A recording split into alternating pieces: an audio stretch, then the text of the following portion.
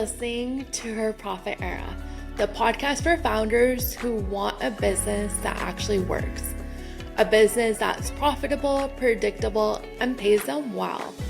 I'm Cindy Kumar, a CPA, a fractional CFO from Abbotsford, BC, Canada. I'm the person founders call when they're tired of high revenue months with no money left over. I started this podcast because too many founders were chasing sales while their margins, cash flow, and bank accounts told a completely different story. I believe profit and money in the bank is the standard, not a bonus, and that every founder deserves clarity around their numbers. Each week, you'll get real financial strategy you can actually use and honest conversations with founders and industry experts about what it really takes to build a business that lasts.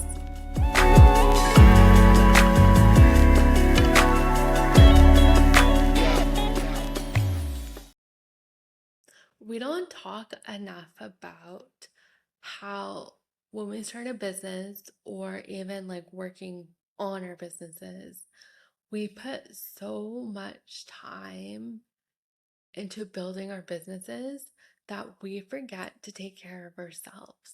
We end up with like health issues. We end up like being sick, gaining weight, emotionally eating.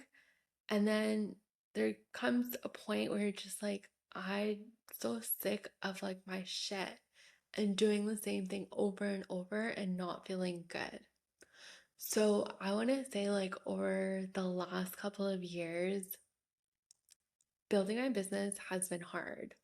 I was like fully thinking I'd build like a typical accounting firm style business. I had over 200 clients at one point, and it just got really hard. And I didn't prioritize myself at all. I would end up with migraines. Last tax season, I had shingles, emotional eating, gaining weight.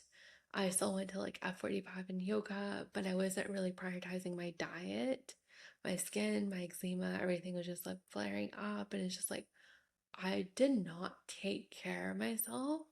And building this business at the expense of my health just didn't work.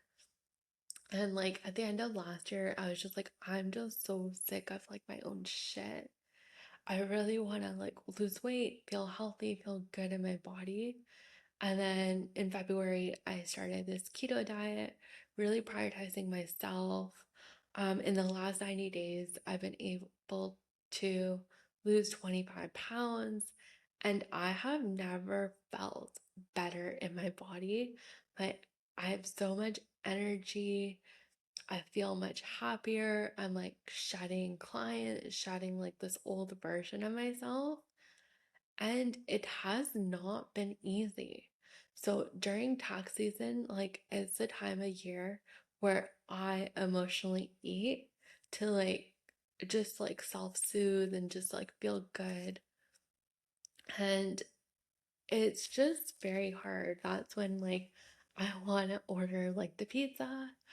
I love like Dairy Queen, their Oreo confections, their blizzards. Like if it was up to me, like I'd be having like dessert every single day and ordering takeout because that is just what I was used to doing during tax season.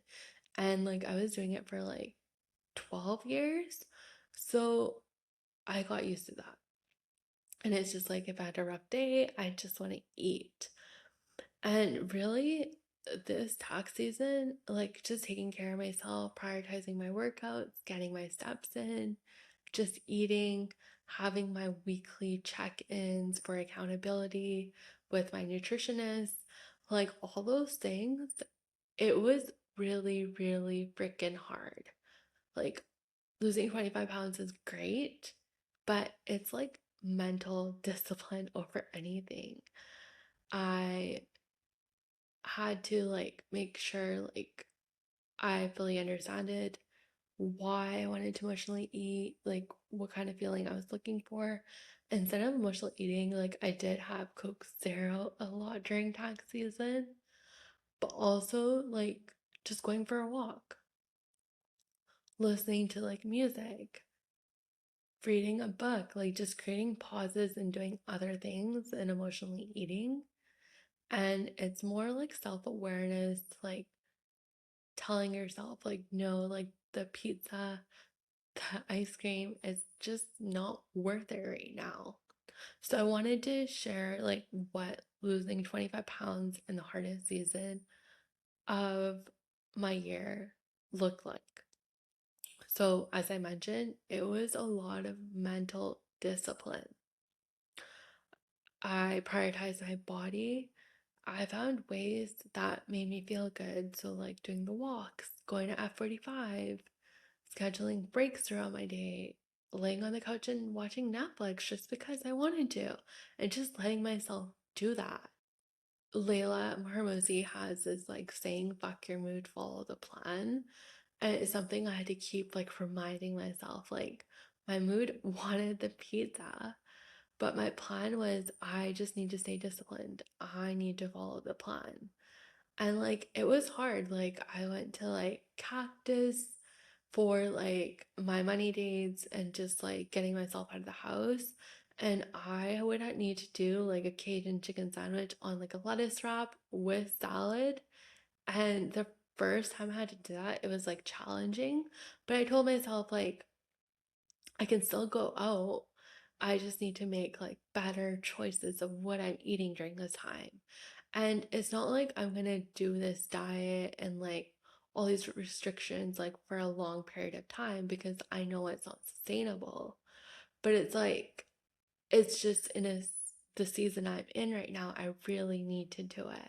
And just like how the last 2 weeks of tax season really went, like it was very hard. I'm not gonna lie.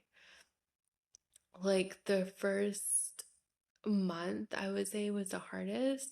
But after that, like I noticed a difference in my energy. I realized like I didn't need to eat as much as I thought I needed to eat. I needed to prioritize protein. I needed to prioritize drinking water.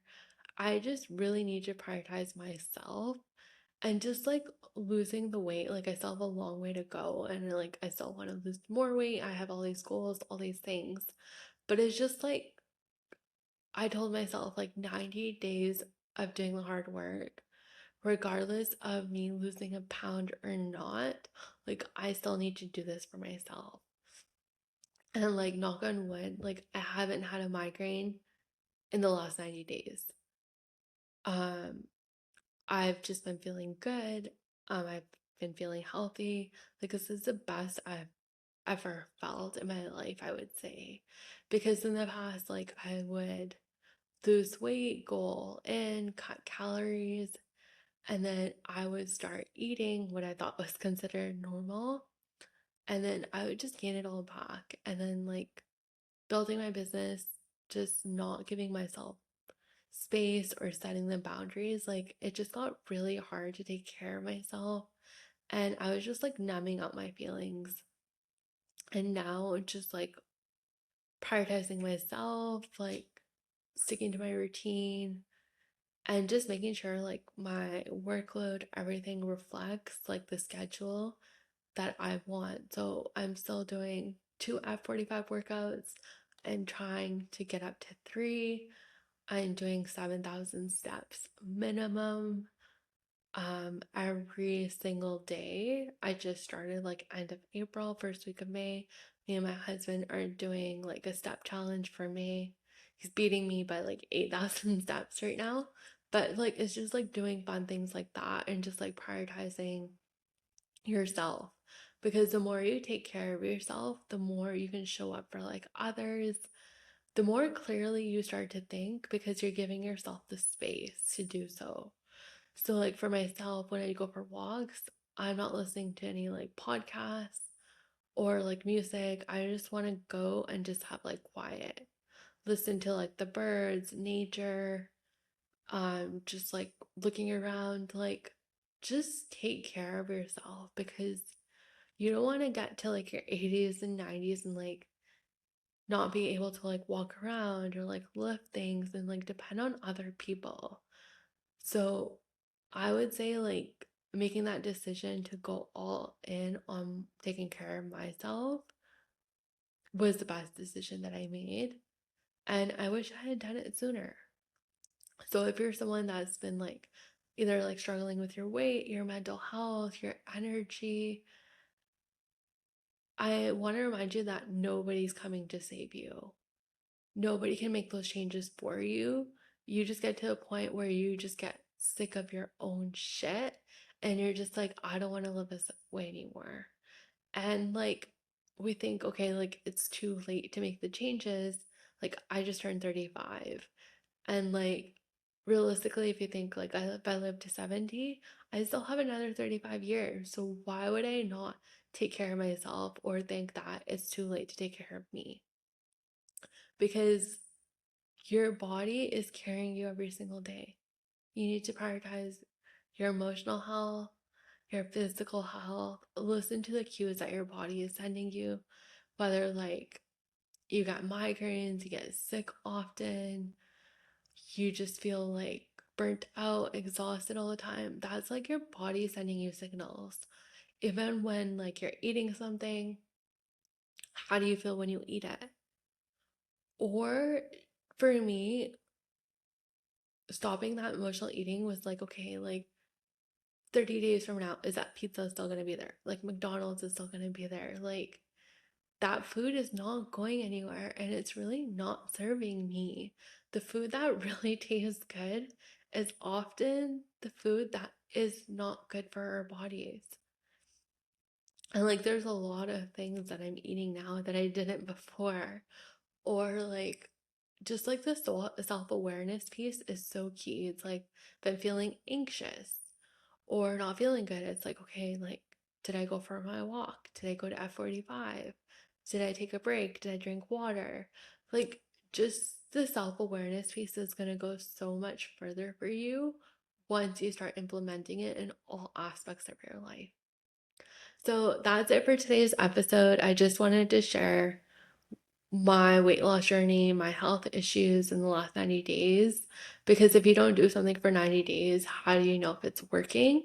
So I feel like I'm at a good pace. I'm happy with how much I'm losing every single month. I have a weekly accountability with a nutritionist.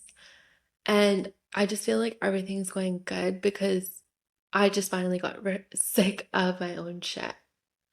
So, if you found this episode helpful, share it with a friend who also needs to hear it. I would also love like your feedback, or if you're going through a personal health journey, send me a DM at It's Cindy Kumar. I'd love to hear what's working for you. What are you struggling with? If you need accountability, you can always message me. And there's so much we can just learn from each other. So I'll see you next time.